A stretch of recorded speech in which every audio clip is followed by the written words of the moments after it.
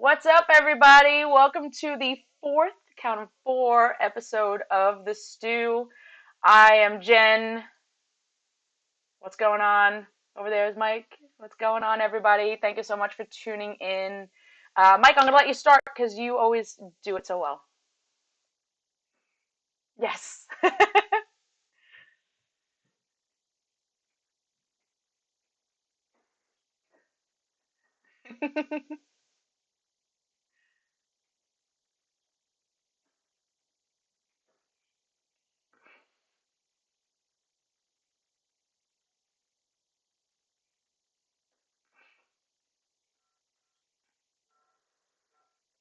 Oh, wait a minute. Mike doesn't have a mic. What is going on? I thought I said everything. Hang on, everybody. Everybody's yelling at me that there's no mic. Why is my phone going off? Time and I. All right, there we go. Let's reset. Mike, redo redo the disclaimer because Jen's an idiot and never checks her mic settings. Hey, hey. Well, I wasted the good disclaimer, so I'll have to try again. So I said Yada is yada stuff. We don't work yeah, for the company. Go ahead. yeah. Sorry. Welcome to our fourth installment of the PokéStew, and again, there's a disclaimer I'm saying that fired. everything that we say is the opinions of Mike and Jen, not of the Pokemon Company International, Game Freak, Nintendo, the Pokemon Company, or any of those other places. We are not employed by them. We merely do lots of stuff with them and for them, We and take in the name of. requests. All right, so everything you hear tonight is solely our own opinions. Indeed. With so with that, we have a couple things we'd like to discuss with you this week. We go into the Everything. topic overlay, Mike. Sure, are we switching over? All right, All right. ready? Topic overlay. Hell yeah. Look at that. Yay! So what's on the menu today? What's So on the quickly on the menu? menu, we're going to go through some things from upcoming events and news, like the European Internationals, all the way down to some upcoming events locally here in your neighborhood, with a couple things in between, making that big meaty sandwich. I can't say sandwich, we're a stew thing. Um, Meaty sandwich. Mike, you're fired. yeah. I'm fired. Hey, You're easy now. fired. Yeah. So I apologize in advance for my lighting because I'm broadcasting from an undisclosed location. Mike is Um, in witness protection. I've made it look like he's not by using some fancy filters, but on his stream, he doesn't know how to do that. So Damn, that's rough. I'm pretty savage tonight. It's fun. Yeah, you are pretty savage. Actually, on my Well, side, I just look a little bit yellow because of this stupid tint, and I didn't want to mess with it. But anyways, here we are, and here we go. And by the way, if anybody's watching on my channel, hopefully this quality is halfway decent because this hotel Wi-Fi is not the greatest, but we'll see. So, I'm dropping frames for some reason. I think it's probably because I increased my bit rate to 2500. I speak, think that may be too high. So anyway, whatever. All right. So, Jen, why don't you go ahead and start off with our daily specials in the European so Internationals? daily specials. If you guys are following along today on Twitter, you know that the European International Championships page went live on Pokemon.com. So it's actually more than a month away. So it's kind of, I don't want to say surprising, but surprising that the information has already gone live. So fantastic news for the community that that information is out there. And let me grab that link for you guys now so that you can go and read about it. It has all of the registration information there and some information on check-in, tournament schedules, travel awards, which you guys already had. I mean, there's a plethora of information on this site that you're really going to want to check out. And I will make a note, and he's in the channel right now. He's not quiet at all. Um, One of our close friends, Adam Dorcott, will be on the live stream for video game from London. So give him a shout out. Make sure you tune in and watch him on that. So, like I said, go check out the link, get all the information, and pretty much everything is there now. So you don't have to ask, can I check in late on Friday? What time is check in on Thursday? Can I show up with my dog? That kind of stuff. It's all there. And if you attended last year, it's in the same venue, which was a great venue, and they're I think it was pretty easy to get to. Mike, wouldn't you say, from the trains? Yeah, absolutely. Yeah. There's a couple couple lines that are kind of a pain in the butt, but for the most part, yeah. Well, And if you are going, highly recommend getting an Oyster card for your adventures. Number one way to go. And you said Adam's on the chat, so he could probably confirm too. Isn't that some kind of weird thing? Like if you have uh, a corgi, isn't it like the queen's dog, and they're allowed to go anywhere? what? I've never heard Did you that have, before. have you not heard that? No, I've I've heard never that heard that like if before. you have a corgi is allowed to go anywhere in England because I it's the mean, queen's dog. I don't know. maybe Maybe it's an urban legend. Mike moved, so I have to move his head. There we go. Now you're back and centered. No, no, no! Don't move back. Go back. Go back. Go back. Stop. Anyway, so that's European International Championships, or as basically everybody's going to refer to it from here on out, London. Mike and I will not be there this year, unfortunately. We both could not make it, so we'll be home watching the stream. Yeah. Sad face. Anyway, But you know what? On a lighter note with that though, we're not there, and we'll be cheering everybody on, especially the staff. And I'm just really excited. I know we talked about this last time when we had like all the staff announcements for people that got accepted to London, but you got a great cast of people going there. It mhm. should be a great time. So uh, give everybody your support and love, and have a great time. Absolutely. Now that you mentioned that, the head judge for video game announced on Twitter that he's the head judge, so we can now reveal our information that we knew. So your head judge is going to be Armand from South Africa, and he's phenomenal.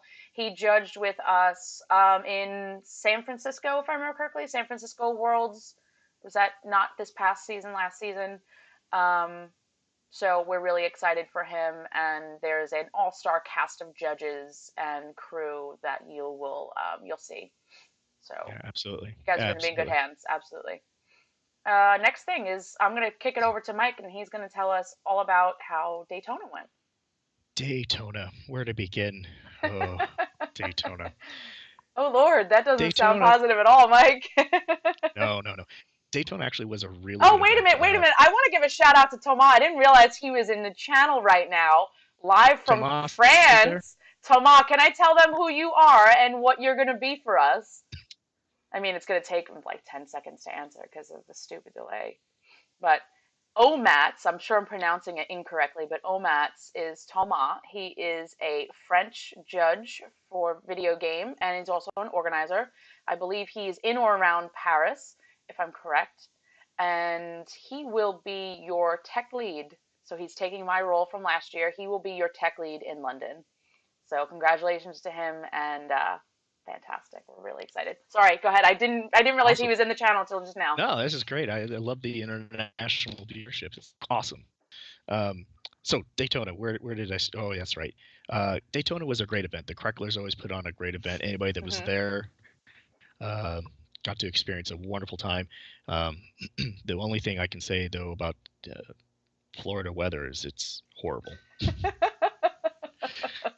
It was fine from a heat and no rain perspective, but it might as well have been raining because the humidity was so dang high that anytime you walked outside, I felt like I was swimming. Ew, Um, that's disgusting. Thank oh, you. it's disgusting, absolutely disgusting. It's like door opens and it's like everything's clammy and sweaty, and you're like, "Argh," Mm. um, until you get the air conditioning and then you freeze your butt off because you have a layer of moisture that's all freezing cold. But And then you come home uh, and get really sick. yeah, but overall, the event was a very smooth event. From a VGC side, numbers were um, considerably lower than the week prior in Hartford. I think I was talking to Vince and Denise. The numbers weren't too far off from their previous years that they've had um, in terms of VGC numbers, um, but overall pretty good. Um, oh, for those of you that haven't seen or there, uh, they had nice T-shirts that were available. But the other big thing, if you're a TCG person or if you kind of play both, they had those really nice TCG GX counter coins. They're these nice metal double-sided, one GX and the other one had the Daytona logos on there. That was an absolute smashing success in terms of giveaways and mementos that you could have from the the regional event. Hmm. Actually, I was told at the end of the event that they were going for people were trying for an entire booster box. Um, Wait, what? uh, They were exchanging those coins for a booster box? yeah, so people that wanted extra coins were trading entire booster boxes to get coins off of people. Um, That's a little much. That's crazy. Those things were really nice, but I don't know if and that's worth the things that you can get into a booster box. I, I don't know, but that's how popular they were. And there's talk that there's going to be more made for other various events, so be on the lookout for those.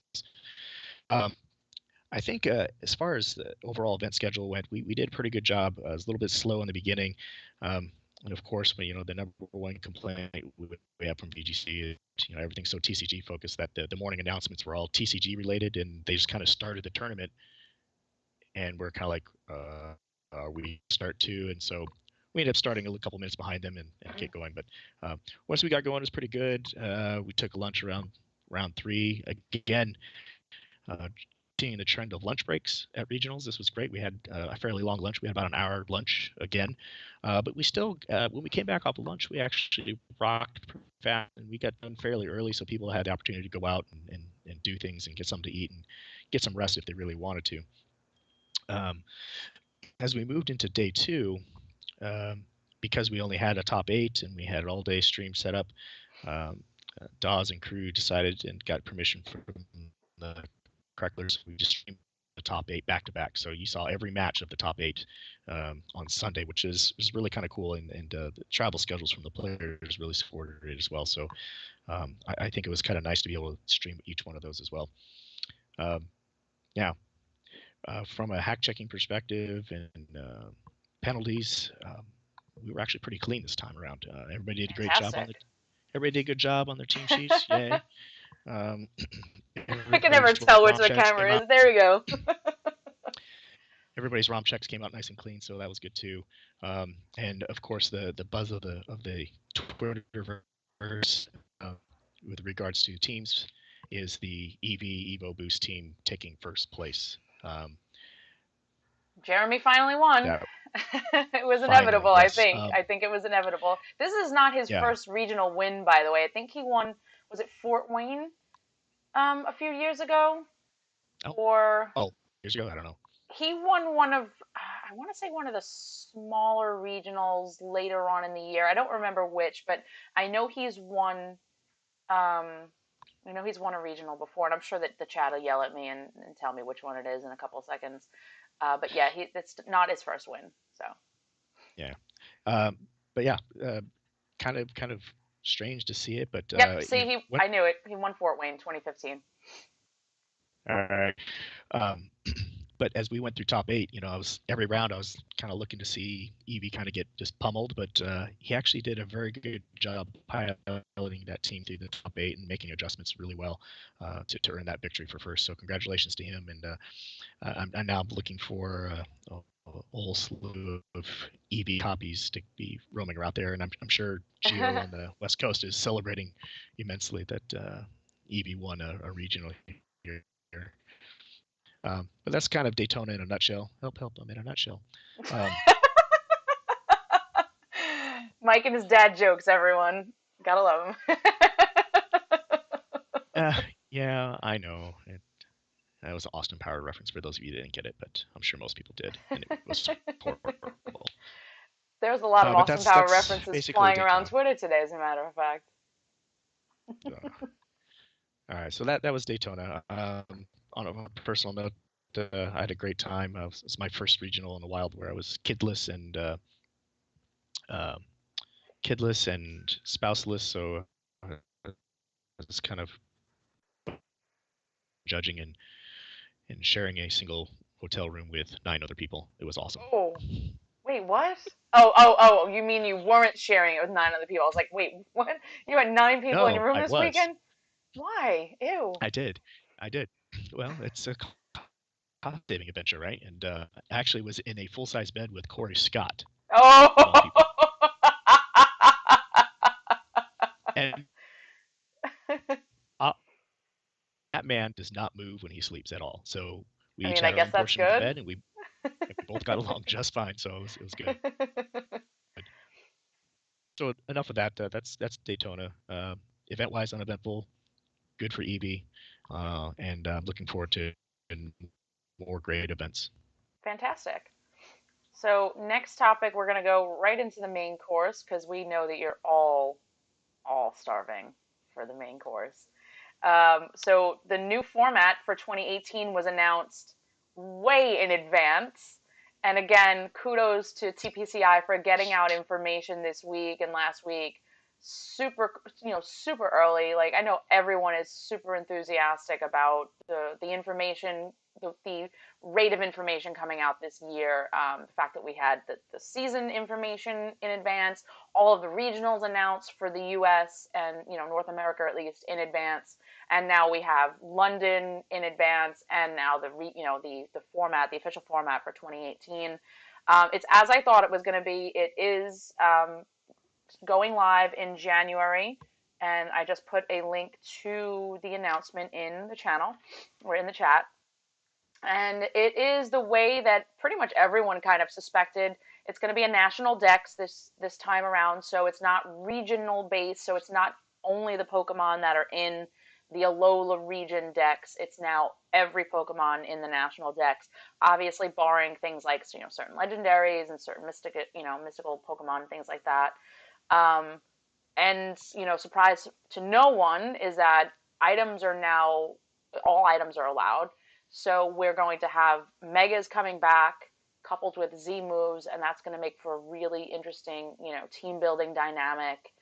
And it should be a lot of fun. I think, Mike, what the most talked about thing to come out of the announcement is the 5 minute your time timer, which I don't think anybody is a fan of right now. I don't even think I'm a fan of it right now. I know everyone was like, "Oh, organizers are going to be all over this one." No, um, I, No, you know what though? So I asked some players while I was at Daytona, and I remarkably I got a bunch of mixed reactions. Well, actually, most of the reactions I got were kind of a yeah, yeah, it's shorter, but I'm okay with. right. There wasn't. I was expecting at least a handful of people going like, "Oh my God, my hair's on fire! I only have 5 minutes." My Um, hair's on fire. yeah, uh, but honestly, I was actually kind of surprised. There was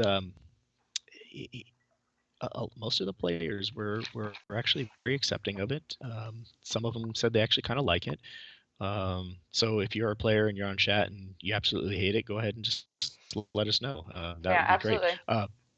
And so we started kind of keeping an eye on the streams and the matches that were on stream, some of the matches that were on the floor, and um, it was I think Josh Massey was looking at particularly at the stream matches, and every match that he saw, I think the closest we got down to was somebody using like 4 minutes, and it was one of the longer matches.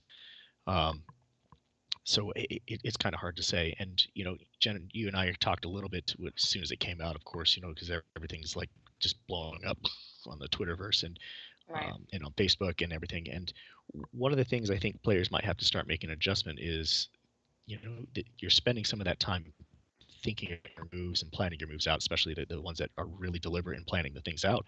So they're going to have to start moving some of that deliberation time into the attack animations and the things that are going on outside of their my time timer. Their my time is going to be finishing up your train of thought and then entering your move selection so that you don't waste that valuable time with right. respect to that. Speaking of the move animations, I didn't even think of this, but the mega move animations, going mega does take a chunk of time. So that is going to be something that players are going to have to factor in. And I know that that was a constant complaint back in the previous year's format when we had megas that, oh, the mega animation is so long, I'm wasting so much time. And we didn't even have the your time timer then. Now that we have this your Right. time, yeah, that timer isn't going when the the mega animation is going, but it's something that you're going to have to factor into when you're thinking about your time. Like you'll have your time, but there's probably also still going to be the overarching round timer in that as well. Yeah, the point that I just made is everybody's making it in chat. Like the timer is separate from the animations and stuff, but it still comes into account when you're thinking about the overarching round timer. So it's gonna Right. be, a like a dual thing. Like you have your time and then you have the round time, and you're gonna have to figure out how to make it work there for yourself. Yeah, So and so time management as a whole is going to have to be taken into consideration by players, organizers, staff. Um, and so those of you, I'm going to touch back on Daytona again real quick. Those of you that were at Daytona, they did something a little bit different on the TCG side. They actually announced time remaining in the round from the hive. I think starting at 30 minutes remaining, 20 minutes remaining, and then I think at 15 minutes remaining, and that was the last announcement made. Um, but they just actually picked up the mic and minutes are left in the round. Again, that was only for the TCG side. Um, now, I should we have done EGC side? I don't know. It's a little bit hard to say because having competing announcements about time can be a little bit confusing. So we didn't actually do mhm. that from the BGC side. Um, but announcing the time, or maybe as organizers we need to start looking at posting clocks or having the time available for people to see those kinds of things, because it's going to start coming into play. And um, I won't be bashful when I say it too, is um, from the TCG side, when you talk about time management, one of the things that's in the penalty guidelines, or in the rule set, and I lost Jen. Oh, there she's You're back. there. You're there because your screen froze on me, so I had to pop Okay. you back out. There you are Um, again. one Sorry of the about that. things that that from the TCG is if you're late to a match, um, even if you're there within that 5 minutes, if you're marked as late and you show up to your match, you have to win outright. You cannot win um, on time. And if the match, like on the TCG side, ends in a tie, um, that you lose if you're Yeah. late. And I won't be shy in hiding the fact, or I won't hide the fact that I'm a big proponent of trying to do something similar on the BGC side, especially as time management becomes more critical. Um, uh, and, and I've been and recommending every time there's been a rules document update that we need to include something with regards to players being late, other than the 5 minute Right. If you're not late at the and you lose that table, game one. you can't, win on Yeah, if you're time. out at the table, even if you show up at like 4 minutes and 58 seconds and you don't lose that first match or the first game, um, if that I'm of the mindset that if the game goes to time and you go to +3 turns and they have to break out the game resolution sheet, you automatically lose Right. if you are marked late to that round. Right. And that's to kind of preclude people trying to manage that clock and burn 4 minutes 58 seconds before we even start. That's to kind of preclude or actually encourage people and players to pay attention to what's going on in round announcements and pairing announcements, those kinds of things, um, so that you know we get players a little bit more on focus with keeping track and moving forward as well. Right. But again, with that though comes a little bit of responsibility on the tournament organizer and the announcements and when you make them and how much time you get from the time you make announcements and posting of pairings to the actual start of the round. There has to be some consistency from an organizational perspective of, hey, um, post the pairings, make the announcements, and I'm going to give you, um, uh, 5 minutes. And if I'm consistent with my 5 minutes before I start that round, Well, it's we supposed should to be go on. 5 minutes before from the time that you post pairings, paper Right, pairings, then it's 5 minutes before you can start that round. That's how it's supposed to be, and that's right, what we did and in Connecticut. right. But there how many times have you done like a show and it's like 6 minutes because you still have a couple of people that are missing, or Well, I mean, it's those smaller kinds of things. tournaments, yeah, but I Yeah. don't know if Well, we've ever done that at a regional. Like if you're not sitting in your well, seat by that time, you're kind of. out of luck, I guess. Yeah, well, I'll be honest. Most of the time when I'm looking at those things, I actually put a stopwatch on posting pairings to start a round. It's always been, oh, it's been about 5 minutes and it looks like everybody's seated, and I Hmm. start the round. But if we're going to impose that kind of a penalty about being marked late, um, that's something I personally would start. A Oh yeah, paper it pairing, had. Hmm. Yeah. paper pairing posted. I'm starting a stopwatch because I have it around my neck, and I'm gonna at 5 minutes. I'm starting the round, right? Right. Um, so that way, as somebody pointed a nerd of now, um, if you're late, the entire tournament shouldn't suffer for it, right? Exactly. So Exactly. um, just as we look at time management, because this 5 minute my time just puts a bigger emphasis on it. Not necessarily that it's going to have a huge impact on the overall round timers, because that's still the same, as far as we know. Actually, it's a speculation because the rules document hasn't been pushed out yet. So Right. that'll also be interesting to see when the actual rules document gets published. If there's any other subtle changes, um, and I'm sure it's been written and So I actually gotten yet. Joe just posted in my chat. I think there needs to be a unified view of playing in a way to win on timer. Some people say it's a legitimate strategy when the rules docs say it is not. Actually, the rules docs say it is a legitimate strategy, Joe. So basically, you are allowed to take all of the time you are given in game. That's why you have the 5 minute timer. You are allowed to take all of the time you have in game. The overarching round timer is so that the game doesn't force a round to go 2 hours long. The way Right, that we saw at the beginning of the season when people were messing around, or not even the beginning of the season, when the game first came out, people were messing around with minimize and things like that. You can push a round, you can push an individual game to hundreds of turns and force a round. If you don't have this overarching round time, you force the rounds to go 2+ hours or whatever it was. I don't remember exactly the number. Omega Donut did a bunch of videos on it. I think earlier or later last year, around December sometime, or right, November. I don't remember. But the rules document is on the side of using all of your time. It's not your Forget the TCG document. TCG has a different this is the one thing that we're different on TCG because there's no timer for each move. TCG has to institute 15 seconds to search, 5 seconds to make a decision, this, that, and the other. It's not like that in Pokemon because Pokemon, the game is programmed to have those timers for you. You have 45 minutes to choose your moves. You have a certain amount of times to make the switch when you're making a switch to Pokemon or when your Pokemon faints, you have to switch right. Pokemon in, et cetera, et cetera.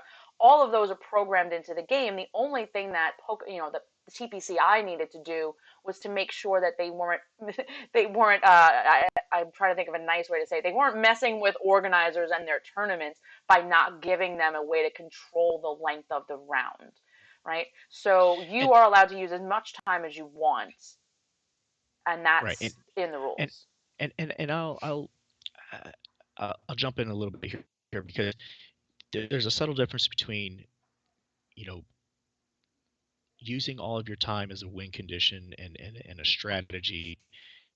You're like Jen was saying, you're allowed to use all that time inside the game. Right, When you're late to a round, though, you're falling outside of that time that's been right, allotted to you. right, You're right, trying to manipulate the overall round time, and that's where it gets into the procedural spirit of the game, those kinds of things, right? But when you're in the game, you're allotted 5 minutes of your own time. If you want to sit there and pick your nose, or Please don't pick a nose. That's gross. check all your opponents, check your opponents, your own summaries, you know, pick 5 moves and back out of it and then back in, all the way up to the move selection timer. That's your prerogative. That's your time. Do what you want with it. Right, Just know that you only have 5 minutes of it this season, and if you run out of it, you lose. Okay, right, for that particular, the 50-minute round is the tournament's guideline, right? So if you're messing with that time within uh, like pre round before you start the match, or you're taking a really long time in between game one and two, like, oh, I've got to do this or I got to do that, and you're just not getting back into the game number two or game number three. That's where judges and organizers can step in and start impose.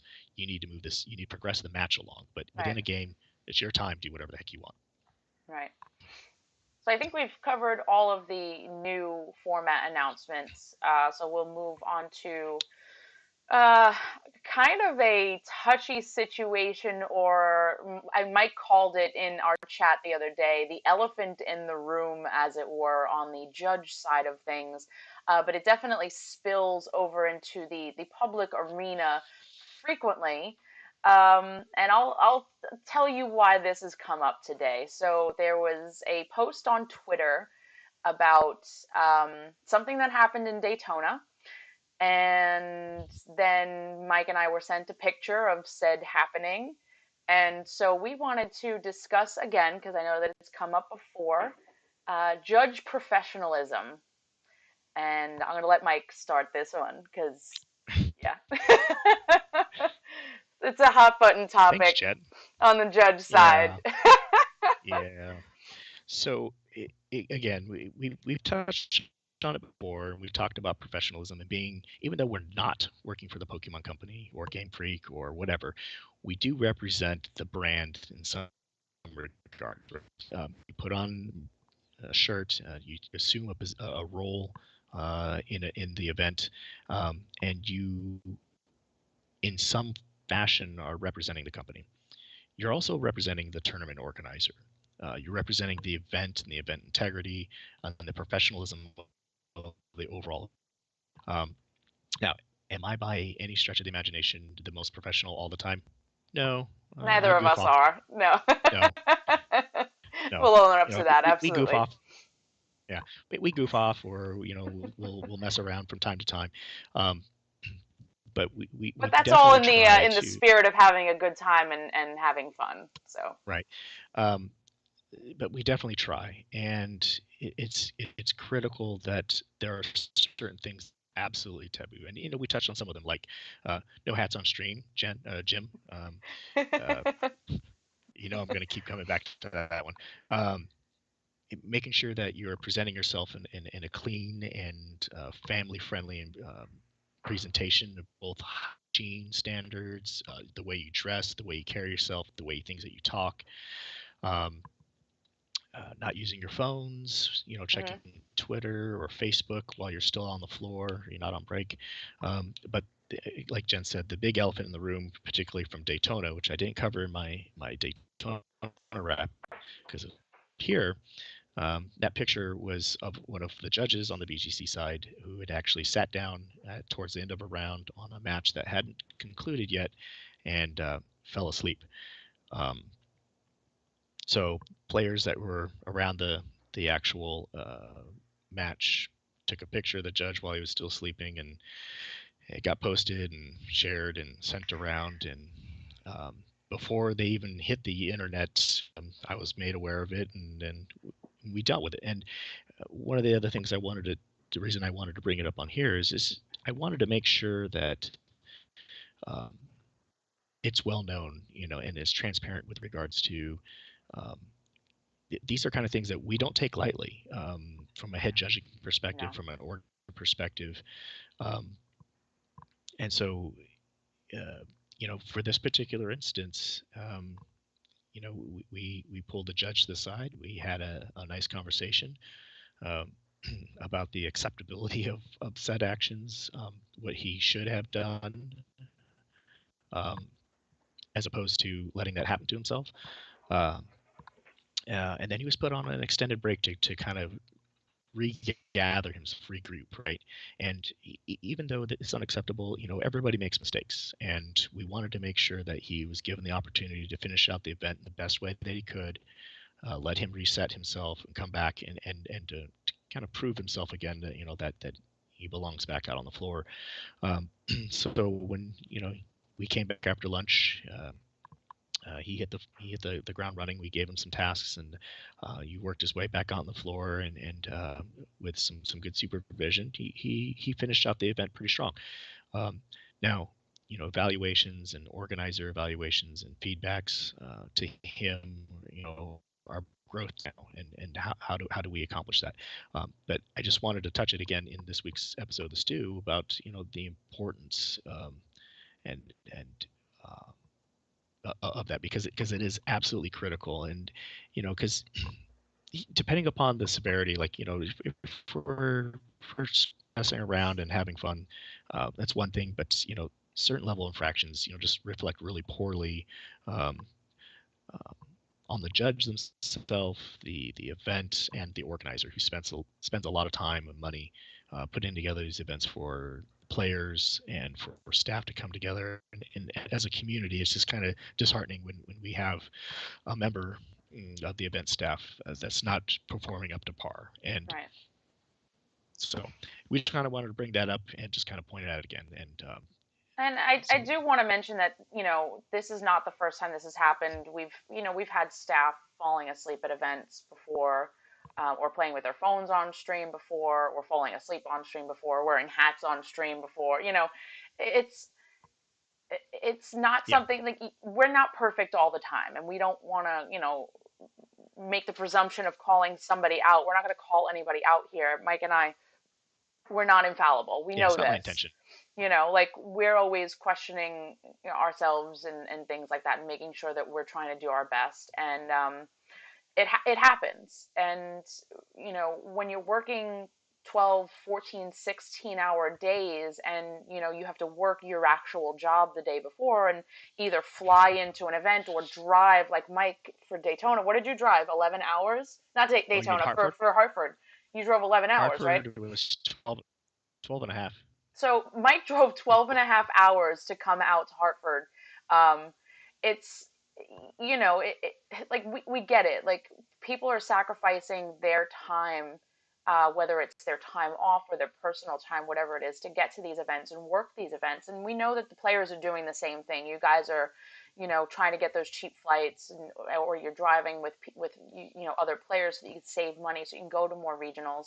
Um, so we know that everybody's sacrificing, everybody's exhausted by round 4 5 6, whatever it is. So it's not out of the realm of possibility that to expect somebody to fall asleep. But yeah, if you're not, and so this is something that, like, June Clanton actually taught me. If you're not feeling well, you absolutely need to let your absolutely. direct supervisor, whoever that is, whether it's your head judge or your lead or the event organizer, whatever it is, you follow your chain of command and let them know, hey, I'm not feeling well, or hey, I'm kind of tired, do you mind if I go and take a sit or something like that. Like Right. nationals, not this past year, but the last official, like, actual US nationals, In I was Columbus. really sick day one and didn't say anything until like the middle of the day, and I actually got yelled at and made to sit down. June was like, "You're sitting down. That's Yeah. happening." I wasn't allowed to get up until I had like coffee or something to eat or whatever it was. But Yeah. obviously, we want you to be well, because you being well is going to make the tournament better, and we want you to be Right. well because we want our people to be well, because we care about our people. So if you're tired, if you're And not that feeling was well, gotta let us know. yeah, that was central to the conversation. And this particular judge, he's been on staff for the North American Internationals as well as Worlds, and he's had that conversation, and I just reiterate to him, says, you know that if you're not feeling well, that you've got to say something. You have to let me know so that we can take care of you. We had enough staff that if he needed to take an extended break before that, then by God, he needs to go ahead and do that, and Right, we will let him do that. Like you just said, is we want you to be at your best so that the tournament can run at its best. right. um, and so this is kind of a great opportunity for us to go ahead and post to our chats the link to Corey Scott's article. Oh yeah, right. Corey Scott's article. So So Corey Mike, Scott, I'll let you go. Go ahead. oh, I'll say, so Sorry. Corey Scott is a TCG judge, and he's the guy that I shared a bed with in Daytona. Um, Oh, wrong but link. I just posted the wrong link. Whoops. I posted the right one. Uh-huh. Dirt, dirt. Um, but Corey Scott is a longtime TCG judge. He judges a lot of different things, and um, some events from Daytona, sorry, Hartford, um, kind of prompted him to go ahead and write an article, and it was posted up in Six Prizes. Um, it's kind of a day in the life of a judge at a large event. So he used date. I keep saying Daytona. He used Hartford Right. his frame of reference, and he just described, for his traveling to the event, working Friday evening, not getting to bed till late, having dinner till late, getting up early and getting to the venue and finishing setup and meetings and prepping and registration and doing all those things. Um, going to lunch. If you happen to get a lunch, coming back early from lunch to prep for when the players come back. All the way throughout the day. Sometimes, and don't get me wrong, a lot of players truly get it and they truly understand what happens on the judging and staffing side, um, and not to um, what's the right word, Jen? Not to downplay the long hours and how tired players can get, because Right. everybody's there for a very long time, but there are a disproportionate number of people, players and parents and other people that seem to think that, oh, your staff, well, you show up, you get a bunch of boxes and stuff for free, and you know you make bad rulings on the TCG side, and you try to make my life a living hell on the BGC side, and thanks a lot, right? There's a lot of stuff that goes into it, and it's an interesting read. Although he comes at it from a TCG judge perspective, 99% of the stuff that he writes about is also applicable to general event staff. So Right. if you have the opportunity, it's a good read. Give it a good look over, and just kind of see what happens and the day in the life of a judge. Think you'll Absolutely. like it. Yeah, totally. I definitely enjoyed it. And like Corey is a good guy, so and I'm glad that I met him. So that ends our main course, and I'm about to turn up the heat a little bit and kind of get in. I don't want to say inappropriate, but Oh, I'm gonna try and keep it PG, I think. PG. So this weekend was Daytona, as you guys are well aware, and we definitely talked about this when we were talking about streaming earlier last week, and I've definitely have talked about this a lot before. But I want to say that you guys in the community really need to get your act together because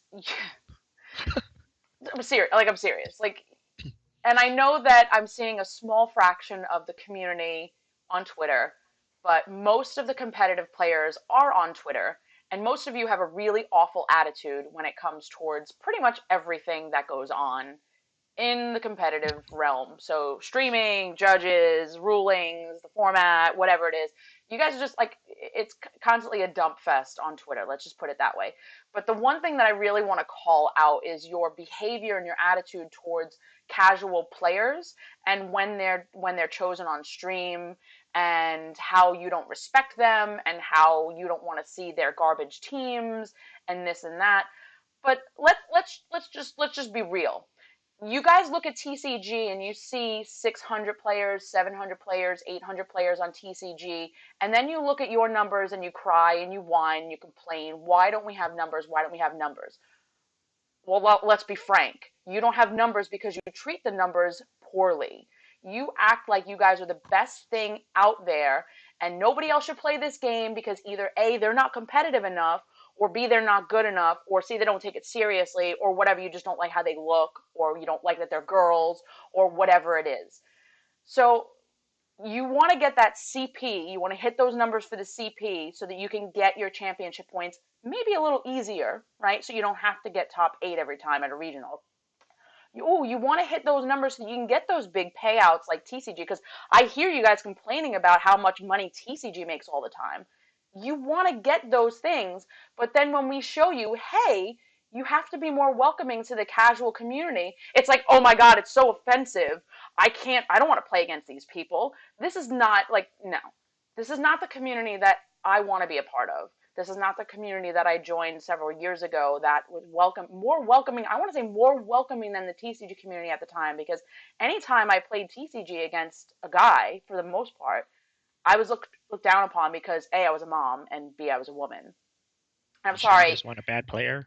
No, I definitely wasn't because I top cut regionals, so don't even start. Oh, Like no, I'm spicy today. Like I am spicy. This is not cute. You I don't care who you sit across from. They are a human being. Maybe they're an alien, we don't know. But they're a person and they deserve your respect. Okay? I don't care who they are. I don't care where they came from. I don't care how they smell, what language they're speaking, whether they're male, female, robot, android, they're electric sheep. I don't care. They are a player. You want these players at your tournament so that you can get your dang CP and your dang cash prize payouts that you've been begging for years. How about you be courteous? If they don't want to shake your hand, deal with it. Okay? Not everybody wants to touch you because maybe you didn't wash your hands in the bathroom. Okay? I don't want to shake your hand. Thank you. So, casual yeah. players, So for, if we're going to build this community up so that you can get your CP and your numbers and everything like that, we need to be more welcoming towards casual players. I am already right. starting it with things that I'm doing. I know Mike has been working on it. We're trying to do community outreach and things like that. Um, but let's be real here. Like, get a grip on yourself and get over yourself.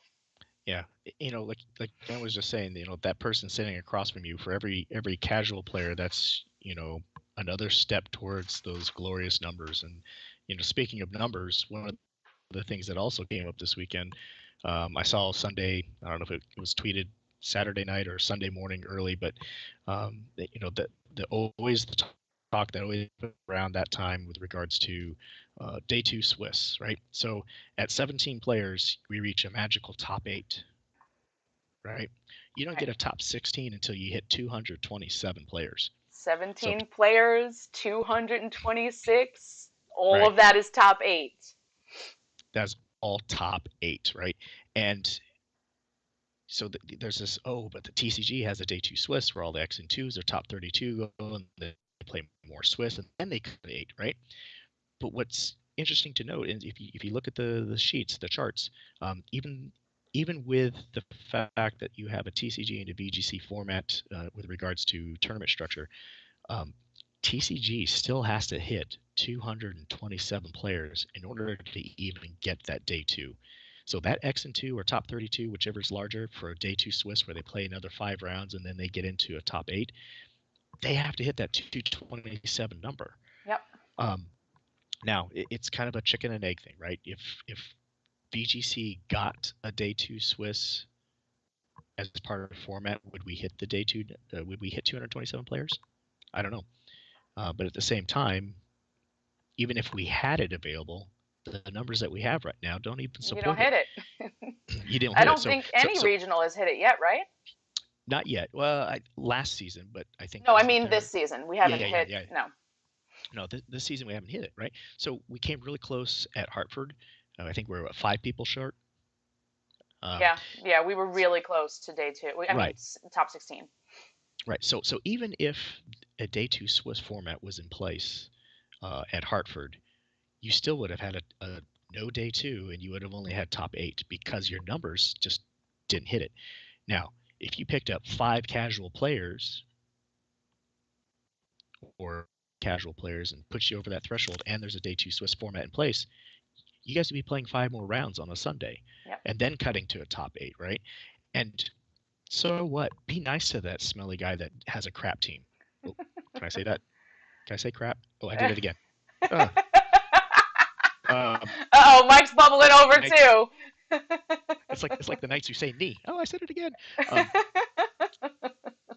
uh, but it, the the more casuals that you fill your ranks with helps you get to those kickers, helps you get to an extended top cut if they ever bring that back, or if they give us a two split format, helps you get to those numbers. But if you're in that competitive TC or competitive VGC level, do you really care that they have a garbage team? No. Right, Will you ever right. see them? Probably not. And if you do see that person, thanks. Crap is PG. Thanks. Um, uh, but if you do run across them, especially early rounds, what do you got to worry about? Okay, yeah, it's another win on your win record. Get to that X and two and make it to day two. Right. So I'm just encouraging you to, in a more friendly way than Jen was, to embrace the casual Not players. friendly. Okay, bring them into the mix, help boost those numbers up, because those are the ones that are one day going to be the next competitive level, right? They're the ones that are going to help you fill those ranks to get to those 227 plus numbers. Heaven forbid we have a 300 or 400 VGC player event, right? I mean, oh my God, that would be phenomenal. Right. Um, I because mean, as we of had right now, 800 masters in London last year for internationals. It's possible. The people are out there. And I know the chat is blowing up talking about how much it costs to play. Let's look at TCG. Their decks are not cheap. They're paying the same entry you guys are. Yeah, okay, they're getting more cash payout, but they're paying more money per tournament than VG players are, and by a lot, by a landslide, let's just say. I don't know what the average TCG deck costs, but there was a card when I was playing TCG that cost me $100, and I needed two of them for my deck.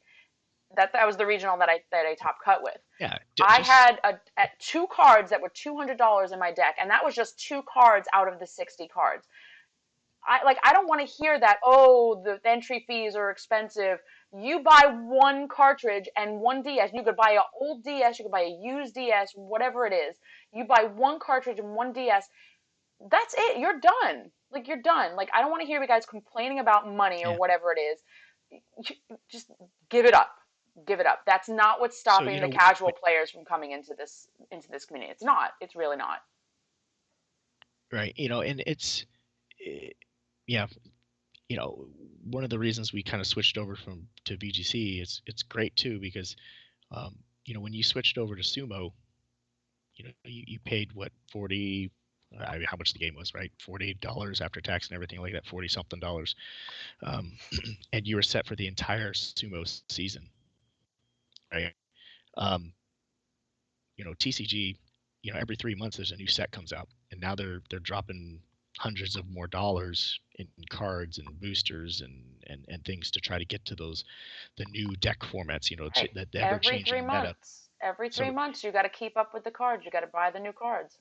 right. So so granted, let's say you do buy a brand new 3DS, that there is an initial entry cost, but um, the upkeep throughout the season is pretty Right. low compared to the TCG folks. Right. Granted, it is easier from a TCG perspective for a casual to go buy a theme deck and start playing and kind of get hooked.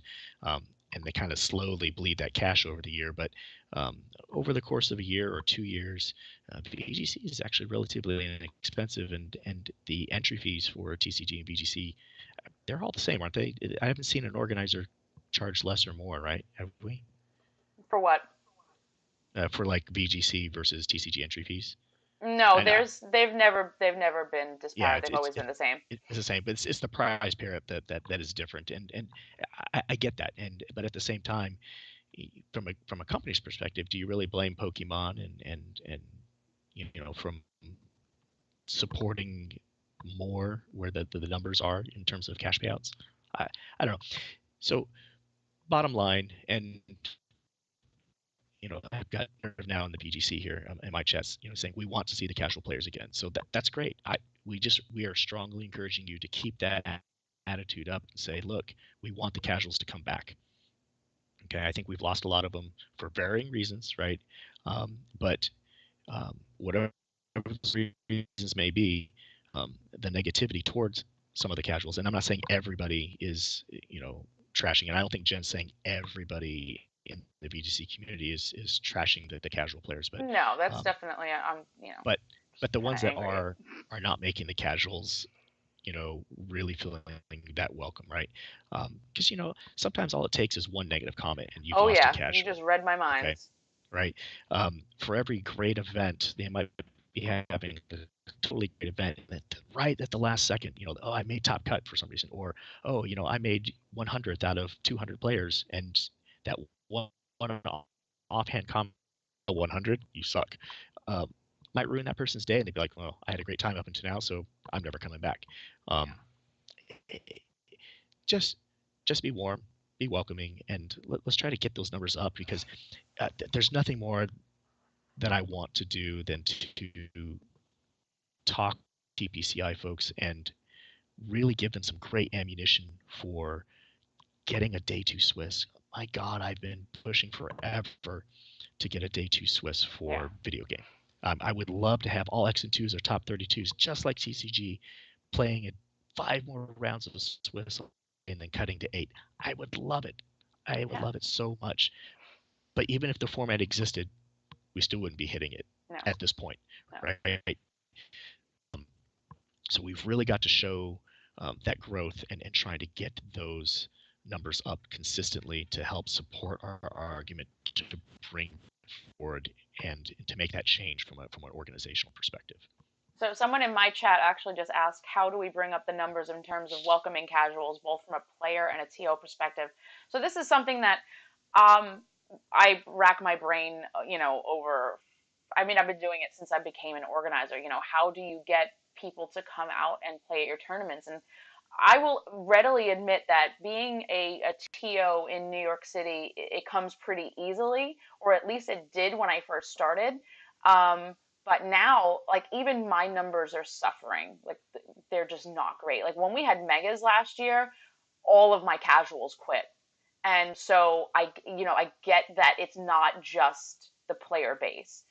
I understand that. I'm not saying that it's just the player base that's driving people away, but we're a community that relies on word of mouth to spread the good news about VGC, because we all know that when you pick up that game, it doesn't, scream in your face, play VGC the way that, the competitive card game does. You can go and buy a pre-made deck and go right to a league and be ready to go. You can't do that with video game. I get that there are other things that were a different ball game, that it's a different situation. I get that. So when it comes to getting the casuals, the big bar of entry is word of mouth, getting the community to be welcoming and spread the word. But then it's also, all right, great, the format and other considerations there. I'm really looking at community outreach at this point. Whether it's if you have like local schools in your area and you run a league or you run tournaments, getting permission from the school to see if you can put up flyers, offering to come into the schools or your local leagues if you're a video game organizer, say once a month or whatever, and teach the kids how to build, a decent team or whatever. There's so many things that you could do as an organizer to kind of spread the word about, the competitive video game, because there's so many different formats in the game, rotation battles and singles and doubles and triples and what is it, the one where it's your weaknesses are reversed and things like that. Like, the game inherently has all of those formats readily available, and that's why Smoggin's website does so well, because they cater to all of that. The Pokemon Company doesn't just keep it narrow, and so it really is on the backs of the community to make the community as welcoming as possible, but also kind of educate everyone. And like Dawes is saying in chat, bring your friends. If you go Yep. to a school, your grammar school, high school, middle school, college, whatever it is, if you're part of a fraternity, sorority, I don't know, you're part of AAA, or I don't know, your local Y, or your what is it, the 4-H. 4-H, the 4-H club, or whatever it is, you're part of your local Filipino club or something like that. Play in That public, was spread the random. word. I don't know. I'm just saying, like, thinking of all different kinds of organizations. But Right. I understand that we don't have, time is money, and we don't have all the time in the world. It's just part and parcel with being a TO is reaching out to the community and doing everything that you can to grow your local scene. It's something that I've been trying to do for many years, and within varying stages of success, and it's gone up and down again due to many factors. Um, but that's really my answer. Mike, do you have anything to add on that? How to get the casuals interested? No, no, I think you hit a lot of the key ones, and I don't want to beat the dead horse. So I think we're pretty good there. Yeah, yeah. All right, so I think that wraps up Jen going on a rant. I'm proud of Jen's myself boiling for over. not dropping any bad words. Yeah. because All right. I was definitely doing that this weekend when I was ranting about this first. So Yeah. so now we're gonna go to dessert. I'll let Mike pick it up from here. Oh, well, thank you. All right. So wrapping up our stream for tonight, we just had a couple things coming up.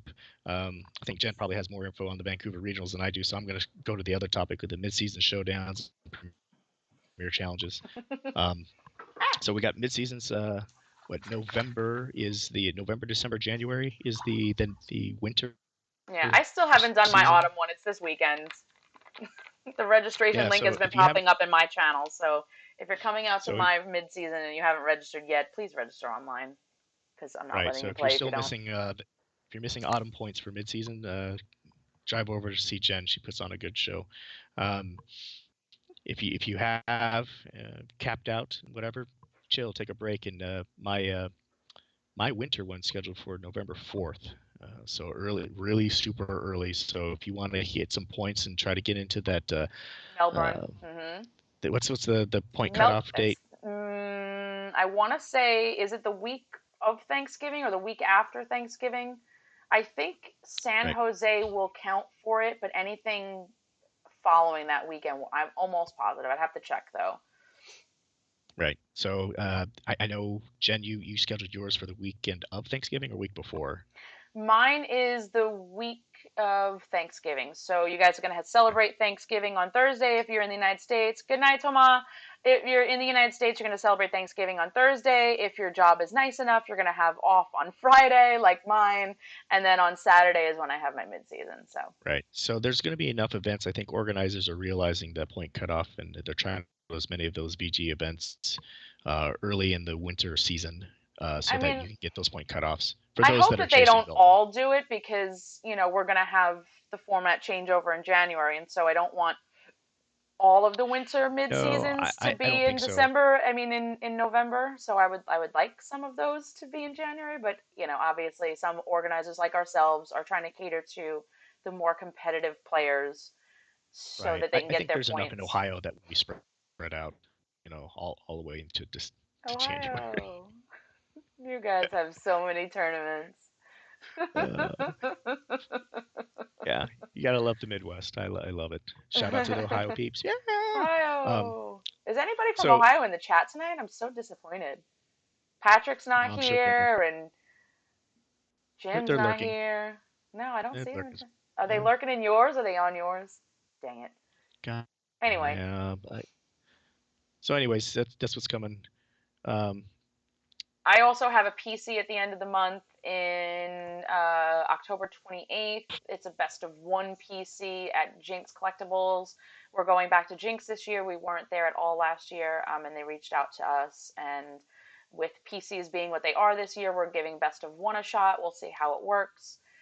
We had decent turnout for our best of one in Toget. So, I expect to get 20, 30 players. We'll see how it goes. I know you guys yeah, are not thrilled with best of one, but I mean, all of the league challenges on the TCG side, which is basically the same level as Premier challenges, all of those are best of one. So, yeah. if that makes And sense. honestly, I've been kind of slacking on the premier challenges just because of the You're going to beginning lose of me this again because you think. the the beginning of this tournament. Wait, hold on. I think we lost him entirely. Mike, we lost you. I don't know if you can still hear us. Your internet connection finally went out. Well, while we wait for Mike to come back, he was going to kick it over to me to talk about Vancouver Regionals. Vancouver Regionals is this weekend. I really don't have as much information as Mike seems to think that I have, and that's basically because I kind of. There we go. We lost Mike. So anyway, let's see if we can get Mike back. We'll try. Anyway, while we're trying to get Mike back, Vancouver Regionals is this weekend, somewhere in Vancouver. I don't know. They have online registration. I think their fees are basically the same as other tournament fees. Um, why are we doing best of one? Well, we're doing best of one because PCs are only worth 15 CP, and nobody wants to sit there for 8, 9 hours doing a best-of-3 tournament that's 50 people for 15 CP. That's basically where we're at right now. So we do best of ones so that we can get some tournaments and have some, quick tournaments where, it's, whatever. It's a good time. It looks like we can't get Mike back. So up on that, unfortunately. Maybe I'll try one more time. I hope his stream didn't go down. I mean, I can't even tell. If you guys are in Mike's channel or if you're in both the channels for the multi Twitch, let me know. But yeah, so that's Vancouver Regionals. I know that Nugget Bridge is streaming that. I believe that they have some casters from the West Coast doing that. I want to say Len and Chemo, I think, are doing that. So Nugget Bridge will be streaming this weekend. I am streaming my mid-season, and I will have actually a Twitch streamer casting our mid-season, and this is part of my community outreach. Like I've been saying, Mr. Talent or Drew is from Long Island, and he streams on Twitch. Been doing just gonna shrink that. He's been doing Mr. Talent has been doing he's been going to regionals, and he's been doing battle spot doubles and things like that on his channel. And we're really excited to have him on. He's fantastic. He's got a really awesome Long Island accent, which I appreciate. So that's going to be a really good time, and I'm excited to kind of spread the good word. Oh, I think we're getting Mike back. Hold on. Mike, are you Hey, back? There you are. See, we don't have to end the stream without Mike. Couldn't do that. I was getting ready to end it without you. I thought that, since you're in witness protection, that the mafia had found you. That's quite possible. I was just telling everybody about my casual caster that I'm going to have for my mid-season this weekend. A guy named Drew from Long Island who does Twitch streaming under the name Mr. Talent, and Sweet. he's not competitive or anything like that, and it's part of my community outreach. And besides the fact that he's just a really cool guy, and he saw that we weren't going to have commentary, and he reached out and said, "Hey, I don't have hockey, so I'll come out and play. I mean, I'll come out and cast." So we're really super excited to have him out. And yep, so that's wrapping up. Like that wasn't really much of a dessert. I kind of feel like I need to go get some cake now. Cake by the ocean. Cake? What? You're so That was weird. that was another stupid dad joke reference. Okay, so stop it. Leave me alone. All right, we've rambled long enough. Appreciate your guys' joining us this week, and again, I'll be on travel next week for work again, so I'll be from another undisclosed location. Oh, Hopefully, the jeez. Wi-Fi or the network connection will be a little bit more solid from that location, but who the heck knows? Maybe it'll be a Holiday Inn. Who knows? I mean. All right. Well, again, thank you Oh my everybody, God, and Joe is asking for us to give his mom a happy birthday shout out. So let's Joe Brown's mom, Mama Brown, wish her a happy birthday. So I happy hope she birthday! had a good day, Joe, and I hope you treated her good because that's what you're supposed to Hey, do for your mom on her birthday. it's not every day that your mom turns 25. Wow, that was really awkward and yeah. Bad. Yeah. Okay, sorry. All right, everyone. All right. Thank you so much for watching. Happy birthday, Joe's mom. Mike, always a pleasure. We'll see you back here again for more stew next week. And if you have a topic you want us to cover, tweet us. Have a good night. All right. Bye. Bye.